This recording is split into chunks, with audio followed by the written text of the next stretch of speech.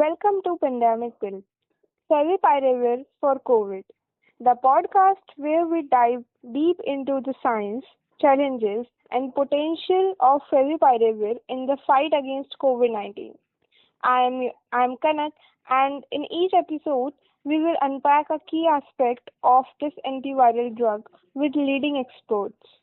Today, we are kicking off our series with episode 1, that is Unlocking Favipiravir's Antiviral Power Against COVID. We will explore how favipiravir works at the molecular level to stop SARS-CoV-2 in its tracks. Joining me is Aseema Mishra, a microbiology researcher. Welcome to the show, Aseema. Thank you so much, Kanak. I'm really glad to be here, and I'm thrilled to talk about Favipiravir and its role in combating COVID-19. So let's dive right in. For our listeners who may not be familiar, can you explain what favipiravir is and why its mechanism of action is so crucial and critical for treating COVID-19? Yeah, absolutely. So, Favipiravir is basically an antiviral drug which was originally developed in Japan to treat influenza. It's what we call a broad spectrum antiviral, meaning it can target a range of RNA viruses, including SARS-CoV-2, that is the virus that caused COVID-19. Its mechanism of action is really fascinating when we look at it.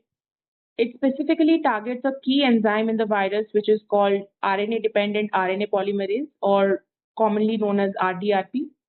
This enzyme is like the virus's photocopier, which is responsible for replicating its genetic material so that it can spread within the host. By inhibiting this RDRP, favipiravir essentially jams the photocopier, halting the viral replication. Well, that's a great analogy. Can you break down how favipiravir actually jams this photocopier at a molecular level? Oh, sure. So, favipiravir is a prodrug, meaning it's inactive when first administered, but gets converted into its active form, that is favipiravir ribofuranosyl 5-triphosphate, inside the body's cells. This active form mimics the building blocks of RNA, specifically nucleoside triphosphates. When the viral RDRP enzyme tries to build new RNA strands for the virus, it mistakenly incorporates favipiravir's active form instead of the natural building blocks. This causes two major problems for the virus. That is, the first one being it can lead to faulty RNA that cannot function properly, and the second is it can terminate the RNA strand prematurely, stopping the replication altogether. So it's almost like sneaking a defective part into the virus assembly line. Right. So can you tell us how specific is favipiravir to SARS-CoV-2's RNA polymerase compared to, say, human cells?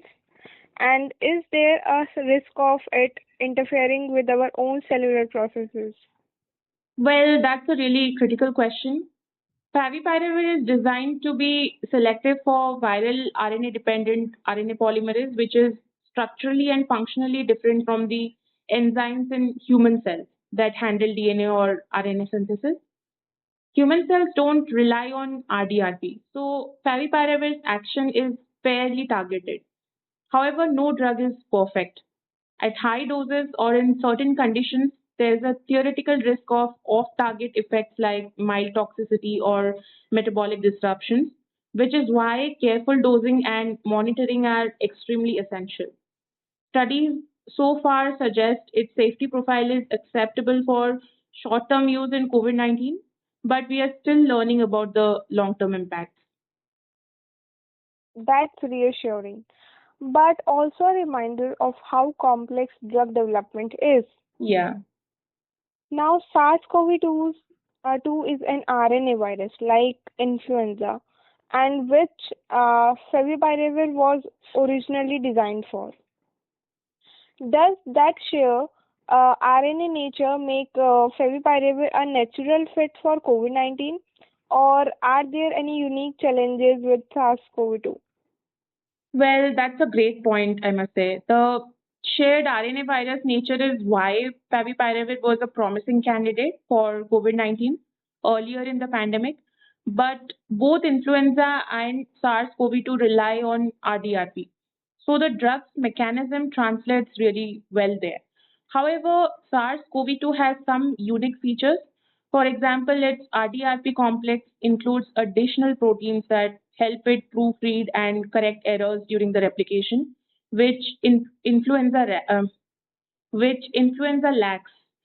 And this proofreading ability might reduce favipiravir's effectiveness slightly, as the virus can sometimes catch and fix the defective RNA strands that favipiravir introduces. That being said, favipiravir can still overwhelm the system, especially in early infection when the viral loads are lower. That's such an interesting wrinkle. SARS-CoV-2's ability to proofread. Does that mean favipiravir works best in certain stages of COVID-19? Well, exactly. So clinical data suggests that favipiravir is most effective in mild to moderate COVID-19 cases, ideally when given earlier in the infection, that is within the first few days of the symptoms occurrence. And at this stage, the virus is still replicating rapidly, and favipiravir can significantly reduce the viral load at this time. In case of severe cases where the disease is driven more by inflammation and immune overreaction than active viral replication, favipiravir's impact is quite limited. It's not a silver bullet, I would say, but it's definitely a valuable tool when the timing is right. So, timing is everything. Yes, absolutely. Okay, before we wrap up, can you share what excites you the most about favipiravir mechanism and its potential in the broader fight against viral diseases? Well, what excites me is favipiravir's broad spectrum potential. Its ability to target RDRP, which is a conserved enzyme across many RNA viruses, makes it a candidate not just for COVID-19 or influenza, but for future pandemics as well, caused by emerging RNA viruses.